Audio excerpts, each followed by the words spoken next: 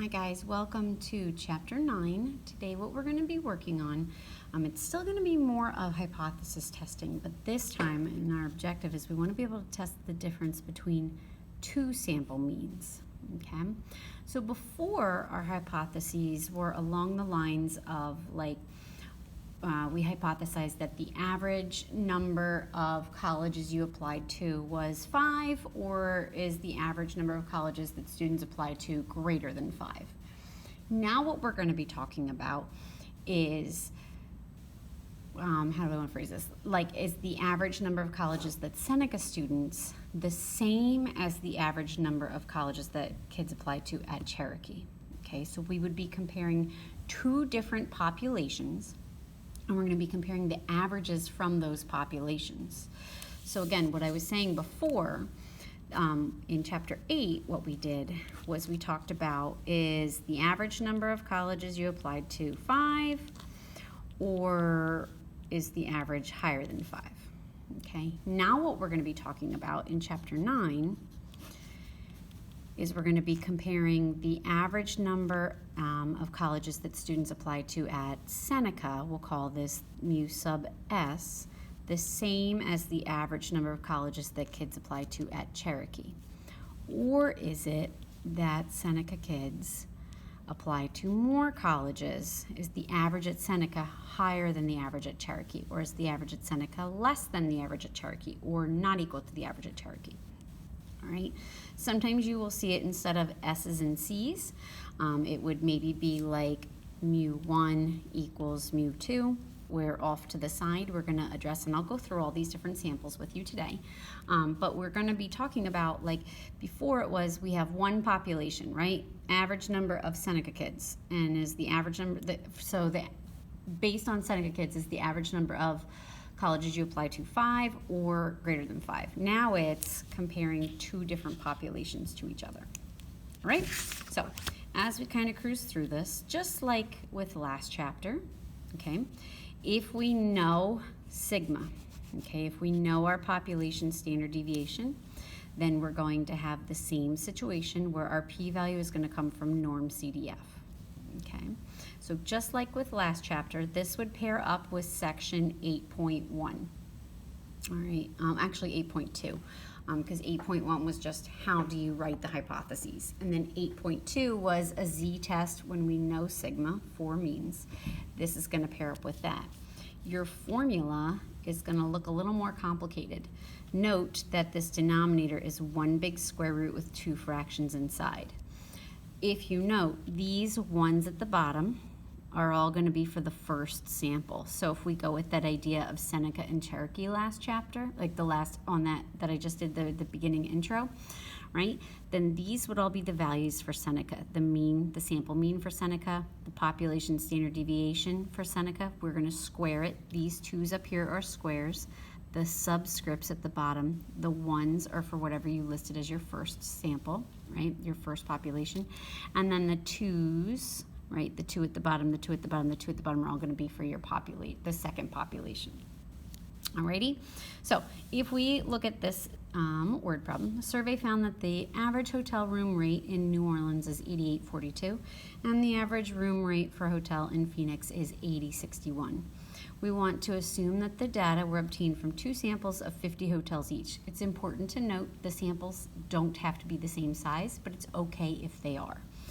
It is known from previous studies that the population standard deviations were 562 and 483 respectively, which means that they're listed in the same order that the original words were listed, the original scenarios. At alpha equals 0.05, can it be concluded that there's a significant difference in the rates? So the first thing you want to do is you want to jot down your information. New Orleans, it's the mean, it's the standard deviation. For the populations, we use sigma, and the sample size. For Phoenix, the mean, the standard deviation, the sample size. Okay. We want to figure out, can we conclude there's a significant difference? Notice there is no buzzword in this problem of higher or lower or more or less. So difference is just equal, not equal. All right. So our hypotheses, it's also important to note that you either need to, when you establish this over here using the 1's and the 2's, I'm a big fan of also writing it above, like this is New Orleans, this is Phoenix. I usually do whatever was listed first in the problem is the first one, and whatever's listed second in the problem is the second one, just for simplicity's sake, right? But you are allowed to flip-flop them. It just, you have to be careful that you're labeling everything accurately and that you are describing somewhere like you're stating what you're doing, which is why I'm a fan of putting New Orleans up top and Phoenix up top. Okay, so now we've got our hypotheses. It's not equal to because it's just difference, right? When we go to do the formula, here you go. So I wrote it out in symbols. Remember, all of these are for the first one, New Orleans, and all of these are for Phoenix. So I took my New Orleans average, put it here, minus Phoenix, over, you're gonna have this fraction, right, with just the numerator squared, plus just the numerator squared over here, right, because it's the standard deviation squared, standard deviation squared. If you guys take a look at how I'm gonna enter this in my calculator, all right, I'm going to create a fraction. I'm going to type in my numerator, 88.42 minus 80.61. I'm going to pop down in the denominator. I'm going to create my square root, and I'm going to do a fraction, 5.62 squared over 50. I hit to the right, so you'll see how my cursor is still under the square root, but to the right of the fraction. Then I can hit plus. You'll notice that the square root bar is getting longer. I'm going to do another fraction. You'll see the square root is still getting longer. 4.83 squared over 50. Just double check that both of these fractions are inside your square root. They match, okay, which is great. You press enter, boom, there you go. There's your test statistic, all right, which is my 7.45. So there's my formula answer. Okay, we're going to get our p-value from norm CDF. So you have to just go back and pause and be like, okay, wait a sec, what's going on? Right, we have, since this is a not equal to, we have a two-tailed test. All right, so I have 7.45, right, it would be these. 7.45 to infinity is the one I have, okay? So I did 7.45 is where this shading starts, up to infinity is where my shading stops.